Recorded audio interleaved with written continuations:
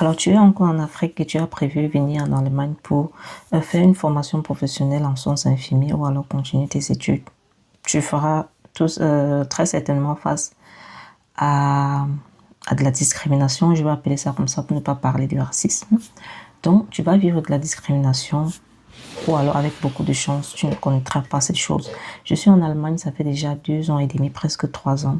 Je n'ai pas vraiment déjà vécu de scène de race ou alors discrimination. Si oui, déjà, c'était masqué et c'était pas assez ouvert afin que voilà, je puisse comprendre.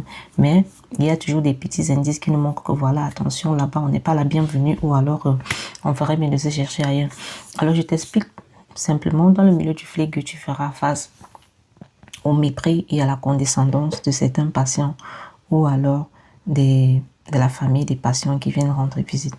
J'ai vécu une situation dernièrement. Je suis entrée dans la chambre d'un patient. Alors, il faut savoir que c'est un patient qui est atteint de cancer et qui est un peu trop exigeant en ce qui concerne les soins. Alors, ce qui fait que chaque fois qu'il se manifeste, qu'il sonne pour appeler une infirmière, il faudrait que dans les 2 secondes qui suivent, que l'infirmière soit là en fait. Sauf que ça ne se passe pas toujours bien. On n'a pas toujours le temps pour tous les patients au même moment et certaines personnes doivent attendre qu'on termine avec d'autres avant de venir chez eux. Donc le monsieur se manifeste, je m'en vais chez lui et il était question que je change ses draps et tout, puisque voilà, il avait des problèmes de mobilité et tout ça. Donc je devais changer ses draps. Et lui, il était aux toilettes en attendant. Donc, ce qui fait que quand moi je sors pour aller prendre le linge propre, je devais aussi arranger certaines choses à la douche là où il a pris son bain et tout et tout. Quand je reviens, le monsieur me dit, sind Sie ja noch nicht fertig? Alors, il me demande si je n'ai pas encore terminé. Alors, il faut savoir que moi, quand c'est gâté, c'est gâté. Alors, c'est monté. Donc, je suis allée droit devant le monsieur. J'ai dit, nein, ich bin noch nicht fertig. Ich bin keine Maschine. Et puis j'ai parlé exactement comme je parle. Et il a compris que voilà, je suis pas le genre de personne avec qui ça peut passer en fait.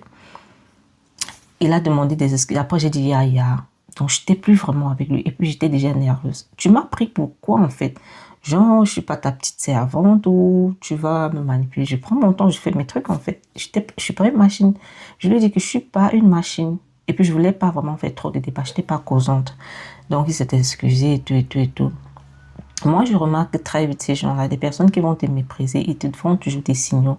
Il faut être très attentif et il ne faut pas donner l'heure à certains comportements. Si tu constates que un patient veut te manquer du respect ou alors sa famille, remets-les à leur place, mais tout simplement dans la politesse, dans la douceur.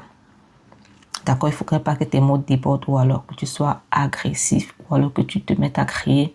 Tu peux parler avec un ton normal, mais il faudrait que le message passe et que la personne en face de toi sente que voilà, avec telle personne, ça ne va pas le faire.